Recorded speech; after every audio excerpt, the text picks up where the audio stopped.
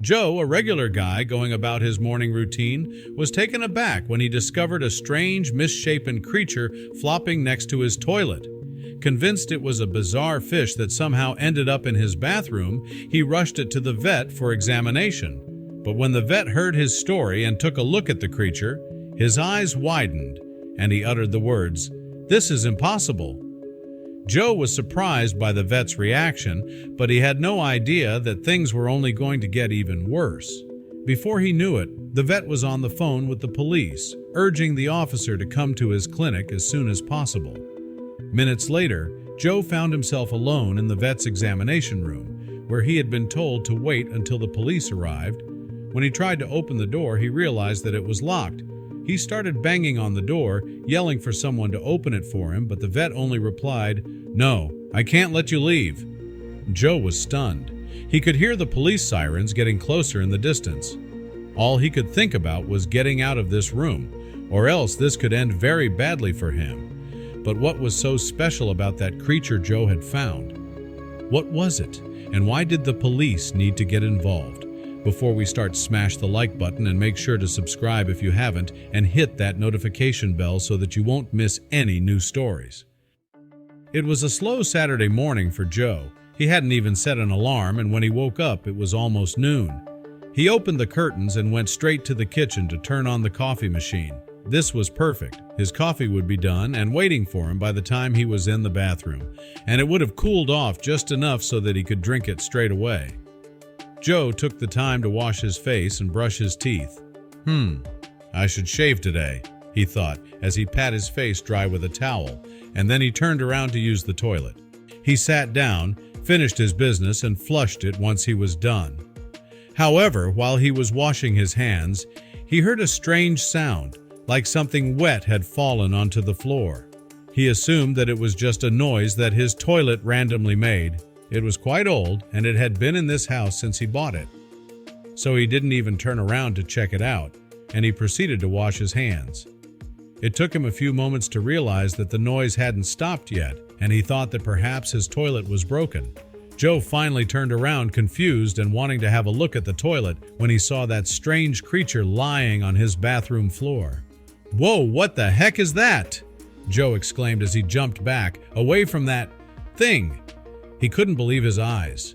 After moments of disbelief, Joe sprinted to grab the largest bucket he could find.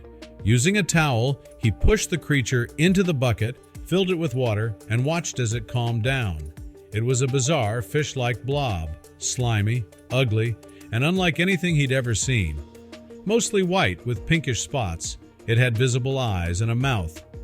Joe couldn't fathom where it had come from, though the toilet seemed a possible source. Bewildered, he took several photos, hoping they'd help identify the creature later. Placing the bucket in his bathtub, he ensured it had enough water to survive. Despite searching online and sharing photos on forums and social media, no one could identify the strange fish. He was left with nothing but wild guesses. Out of options, Joe decided to take the creature to a vet. He secured the bucket with a lid, placed it in the car, and drove cautiously to prevent water from spilling. However, it was the weekend, and many clinics were closed or fully booked. After numerous calls, a curious vet, Dr. Simmons, agreed to see him. Joe arrived at the clinic, relieved the fish had survived the journey. Carefully lifting the bucket, he entered the busy reception area. After explaining his situation to the receptionist, he was asked to wait. Seated in the waiting room, Joe ignored curious glances from other visitors as he kept his focus on the peculiar fish in the bucket. The sight of dogs, cats, and birds reminded him just how unusual his discovery was. It wasn't long before Dr. Anderson called Joe's name. Feeling the weight of others' stares, Joe followed the vet into the examination room, carrying the bucket with care. The professional atmosphere of the room gave Joe some reassurance. He placed the bucket on the examination table as instructed, anticipation building as he awaited answers. When Dr. Anderson looked into the bucket, his reaction was immediate. His eyes widened in shock, and he gasped. For a moment, he appeared lost for words, clearly struggling to comprehend the sight of the strange fish. Joe anxiously watched as Dr. Anderson stared at the strange fish in disbelief. The vet's initial shock gave way to questions. Where had Joe found it, and how had it ended up near his toilet? Joe explained the bizarre discovery, but his answers offered no clarity. Dr. Anderson seemed to be forming a theory, though he remained tight-lipped. To Joe's surprise, Dr. Anderson suddenly called the police, speaking in urgent, hushed tones about proof. Joe's confusion grew. What could possibly warrant police involvement? When Joe pressed for an explanation, Dr. Anderson apologized but refused to elaborate. The situation escalated further when Dr. Anderson left the room and locked the door behind him. Realizing he was trapped, Joe's panic set in. He shouted for help, but Dr. Anderson only called back that Joe needed to wait for the police. Desperation pushed Joe to attempt breaking the lock, but his efforts were futile. Exhausted, he sat down, resigned to waiting, his mind racing with worst-case scenarios. Finally, the police arrived. A stern officer entered the room, adding a new layer of gravity to the already surreal situation. Joe recounted the entire story, but the officer's skeptical expression made it clear he wasn't buying it. Joe struggled to explain the truth, feeling the weight of disbelief pressing down on him. After finishing his story, Joe was told he could leave. However, the officer took his address and phone number, stating they might contact him after examining the fish. The vague promise left Joe feeling uneasy as he exited the clinic. Returning home offered no comfort. If anything, the quiet deepened the surreal nature of the day's events. Seeking some semblance of normalcy, Joe called his friends to share the bizarre story. Their reactions mirrored his own: shock, disbelief, and growing concern, especially when Joe mentioned police involvement. What had started as an inexplicable discovery spiraled into something far beyond anyone's expectations, leaving Joe and his friends questioning what would happen next. Later that evening, Joe's friend Mark appeared at his door, visibly worried. His unexpected visit brought a mix of comfort and apprehension. Mark apologized profusely and confessed, "We never thought it would be something so serious." Joe, sensing an important revelation, braced himself as Mark asked him to step outside.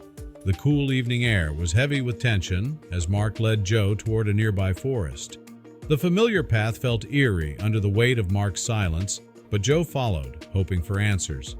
They stopped by a river where Mark finally revealed the truth.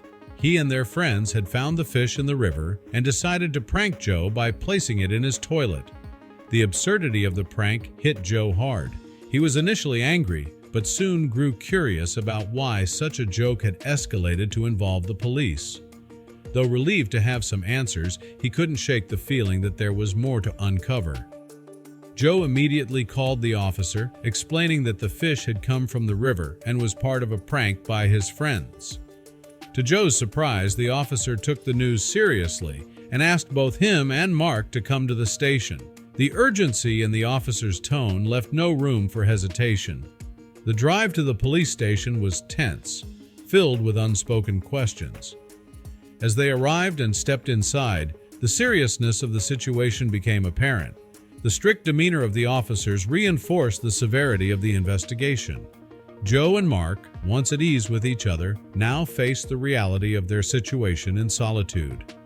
In the meantime, a team of officers drove to the river to inspect the water in the area, and they also conducted some tests. The seriousness with which the police treated the river, the source of the prank, underscored the peculiar nature of their find. As the police combed through the area, collecting samples and scrutinizing the surroundings, the mystery of the fish deepened. Mark told the police everything that he knew, and both Mark and Joe were released after the interrogation.